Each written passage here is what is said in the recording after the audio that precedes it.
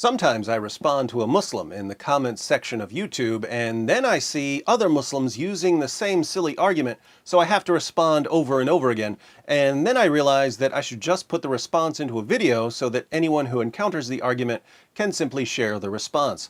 Here's an example. Goldman writes, in the book of Matthew 26:39, Prophet Jesus, peace be upon him, fell on his face and prayed just like the Muslims do in Mecca and Medina 5 times every day. I have never seen any Christian falling on his face and praying. This argument is popular in Muslim memes on Facebook and Twitter.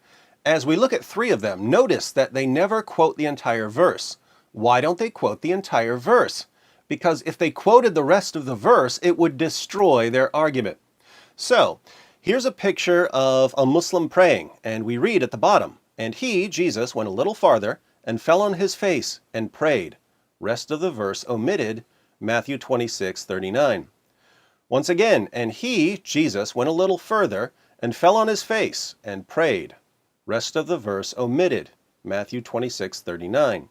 Then we have, even Jesus, peace be upon him, bowing to the ground praying to his God. Odd that Muslims who constantly complain about images of Muhammad are so quick to pass around a picture of Jesus. One more, Jesus prayed like this, Matthew 26:39, why don't you? This one doesn't quote any of the verse. So this is meant to show that Jesus prayed like a Muslim, and that he must have been a Muslim, and that followers of Jesus should therefore convert to Islam. Now for my response.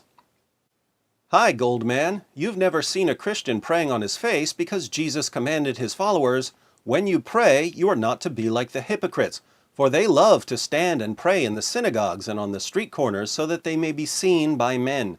Truly I say to you, they have their reward in full. But you, when you pray, go into your inner room, close your door, and pray to your Father who is in secret, and your Father who sees what is done in secret will reward you. Matthew 6:5-6. Notice that this is the same book you just cited to show that Jesus prayed like Muslims. Muslims pray in the open so that you may be seen by men. Jesus condemns your prayers.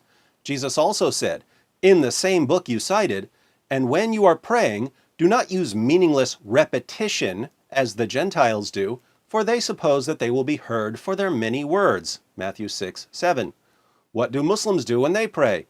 They recite memorized prayers in a language most of them don't understand. Even more hilarious, the exact verse you cited condemns you. And here's why Muslims never quote the entire verse when they use this argument. Matthew 26:39 reads, and he went a little beyond them and fell on his face and prayed, saying, my Father, if it is possible, let this cup pass from me, yet not as I will, but as you will. Jesus calls God my Father. According to the Quran, 9:30, Jesus is not the Son of God. Indeed, the Quran declares that Allah is a father to no one. See 5:18, 1988-93, and 21:26. So, if we believe the verse you cited, Islam is false. Beyond this, Jesus prayed in different positions. John 17:1 states, Jesus spoke these things, and lifting up his eyes to heaven, he said, Father, the hour has come, glorify your Son, that the Son may glorify you. Jesus prayed while looking up to heaven. I've never seen a Muslim pray like this. Notice also, once again, that Jesus calls God Father and declares himself to be the Son. So, your proof of Islam is something that thoroughly contradicts Islam. Thank you for proving, based on the teachings of Jesus, that Muhammad was a false prophet. I think I'll make a video about this. Now, when Muslims look up Matthew 26, verse 39, and read that Jesus calls God my Father, and then cut that part off because the Quran says that Allah is a father to no one, and they post part of the verse and claim that it supports Islam, isn't that highly deceptive? Why is this kind of deliberate deception so common among Muslims who are trying to convert Christians? Let me know what you think in the comments section.